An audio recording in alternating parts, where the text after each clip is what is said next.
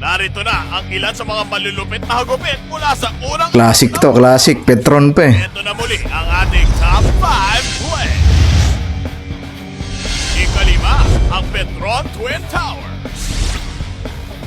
Ang mintis ni Fajardo, babawiin sa putback ni Sims. Yo, Henry galing nga naman ang putback na yan oh. Kanina si Fajardo ang naglinis nung mintis na ito ni Sims. Ngayon, Henry returning the favor. Pang-apat naman ang magandang timplahan ng mixers na sina Devance at Pingris. Ba, iba yung classic na team na to ng Sanmig Coffee Mixers na to. Natatapat si Cardona sa tres. Kasi Denzel Bowls yung ano, yung import nila. Ankle breaking step back 3 ni Tubid na may kasama pang foul. Tubid, Tubid. Dillinger. Bang! And he likes that corner pocket three-point shot.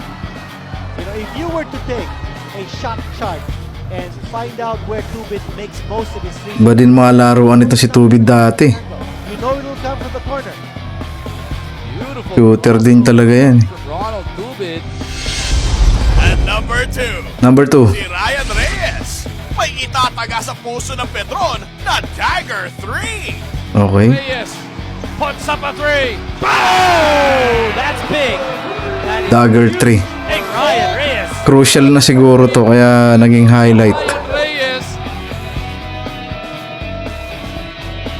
At ang nanguna, Okay, ano yung nauna? Pinyang Layo.